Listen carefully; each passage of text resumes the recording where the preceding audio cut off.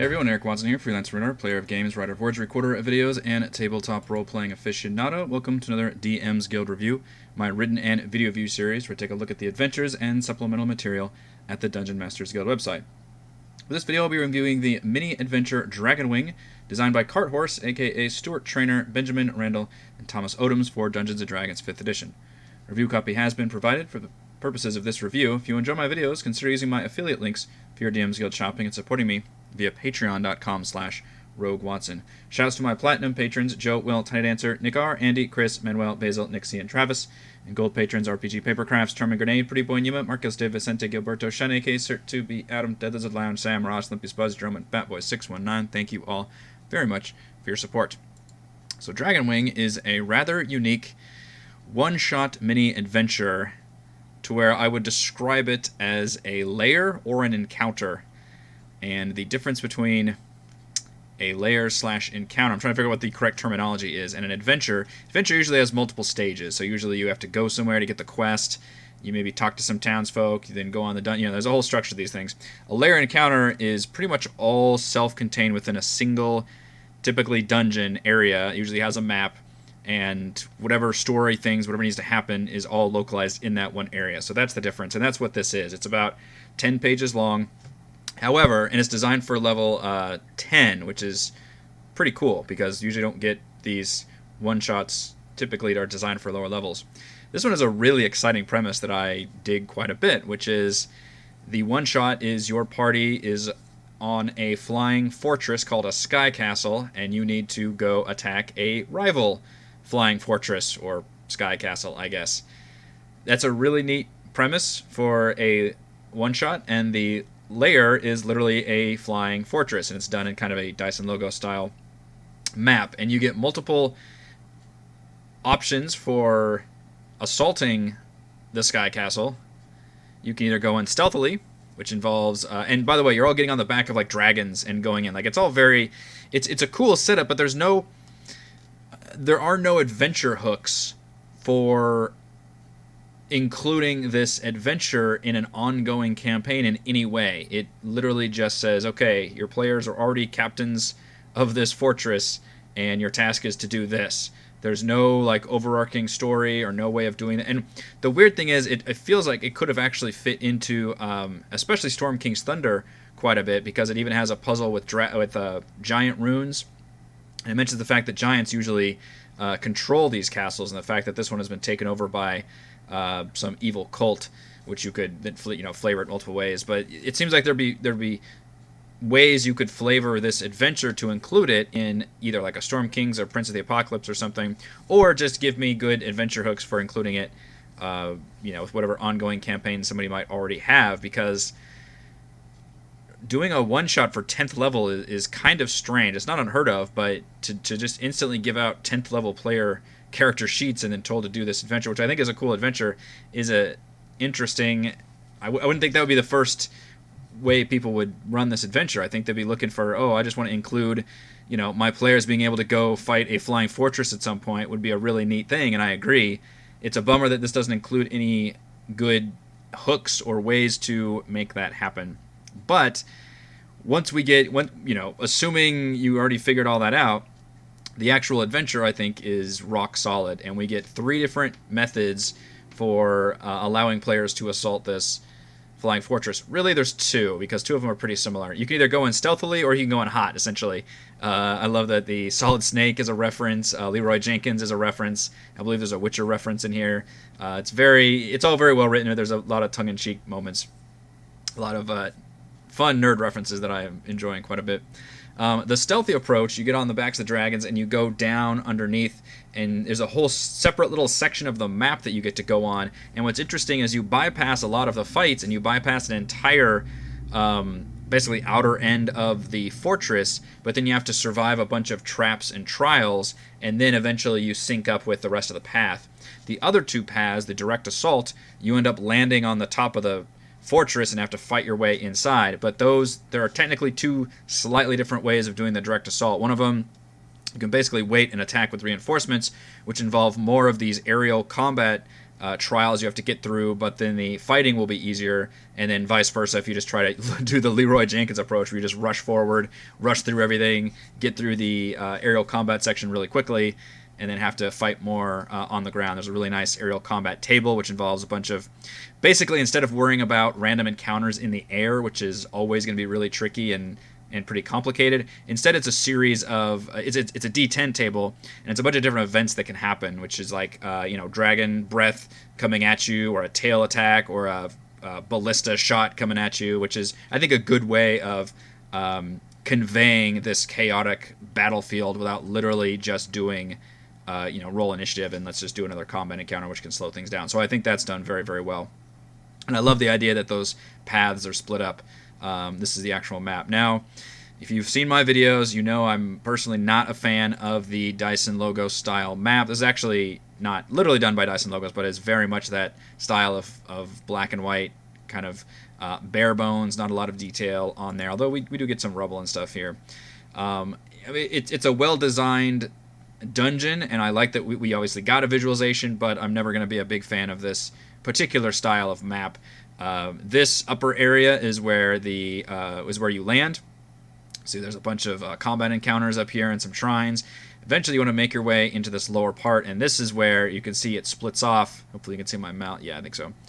3A, 3B, and 3C is the Stealthy Approach, and there's a whole bunch of traps which very much feel like Tomb of Annihilation style traps and puzzles. One of them is there's levers on either side that kind of open one portcullis and close another one, and if you do one without the other, this wind tunnel threatens to blast you out over the ledge, which, if you fall off a flying fortress, you're done for. So it does mention the fact that you should allow your players to roll some kind of dexterity check or something to grab onto something.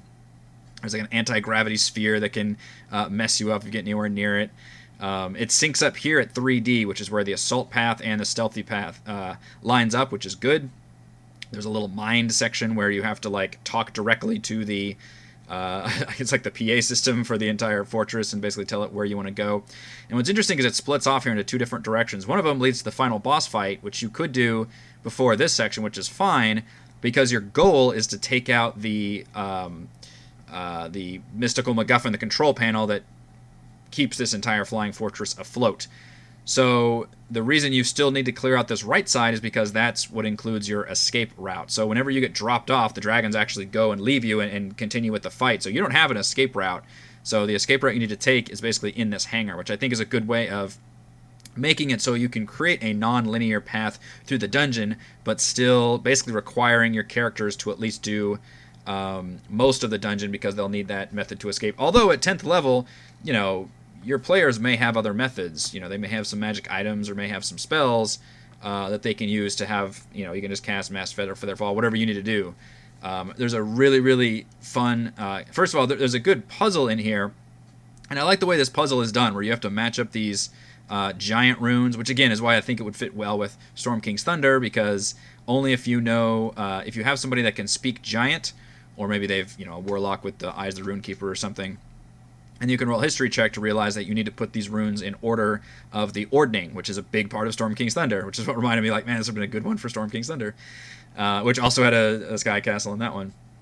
If you fail it, that's fine, because, well, it's not fine, but it summons a lightning elemental, and there are a bunch of energy beams that shoot out, and basically turns into a combat encounter. But the good part about this is, if you fail and then obviously defeat the combat encounter, it still opens the path forward. And that's the real key here. If you're going to put a puzzle in a main thoroughfare that your players have to solve in order to get past it, then you have to have that kind of contingency in there. You can't rely on your players being able to solve all the puzzles, even as easy as you want to put them. If it's an optional area, if it's an optional treasure, then that's fine. You can have that be obfuscated, and your players can be like, oh man, I wish we would have figured that out. But in this case, they need to at least get through here and make it to the final confrontation. So I like the fact that even if you fail, you're failing forward. It just means that you've got a much more painful fight with a unique elemental, and then you can make your way down to the final encounter, which the final encounter is pretty cool.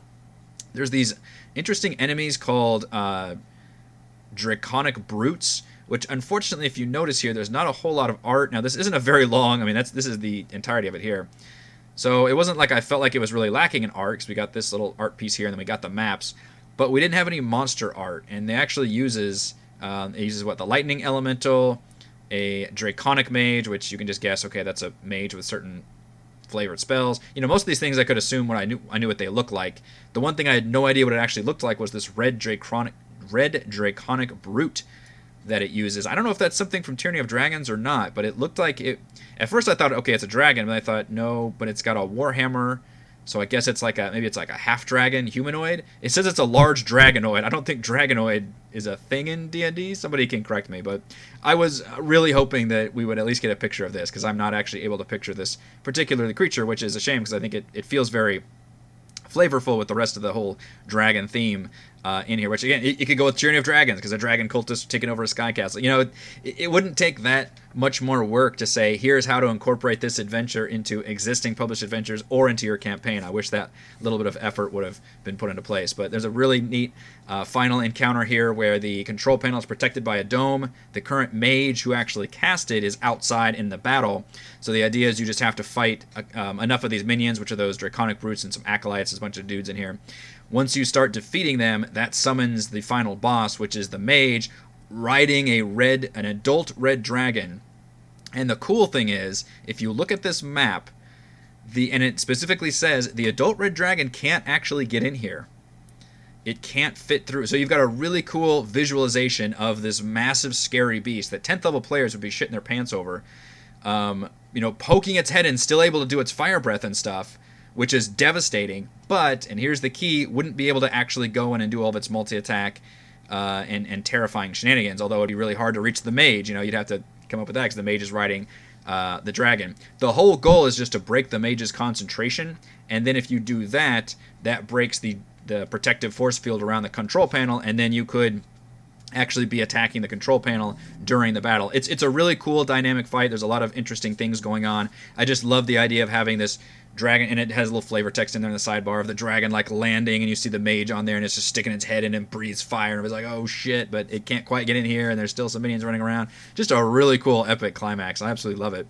And then if you destroy the control panel, of course, that sends the whole thing crashing to the ground. And then hopefully, if you haven't already, there's a hangar in here with a bunch of guards, some escape gliders, I think it was. There's a manticore in a prison that you can free if you're really stealthy about it and can release that thing to wreak havoc. So for as small and brief as this one shot is, there's really a lot going on, and I really enjoyed the variety of combat and puzzles and traps. The one thing that it's really lacking is, if we're looking at the pillars of D&D, there's no real role-playing opportunities whatsoever once you begin this assault. There's, I guess, a very brief window in the very beginning where you're getting the briefing from the actual captain, Colonel Lindenberg.